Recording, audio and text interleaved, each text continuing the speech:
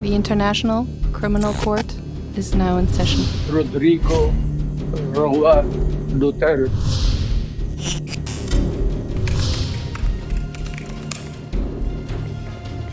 Ipinapanukala ng prosecutor sa International Criminal Court na simulan sa November 30 ang paglilitis kay dating Pangulong Rodrigo Duterte para sa kasong Crimes Against Humanity. Ayon sa prosecution team, inaasahan nilang sa September 30 makukumpleto ang mga kailangan sa paglilitis tulad ng paghahanda sa mga testigo at sa proteksyon para sa kanila. Nasa 60 hanggang 70 testigo ang plano nilang iharap sa trial proper. Para naman sa common legal representatives of the victims, pwedeng sa Setyembre na magsimula ang paglilitis. Pero para sa Duterte Defense Team, kailangan munang masuri uli ang kakayahan ng dating Pangulo na humarap sa paglilitis bago magtakda ng petsa para dyan.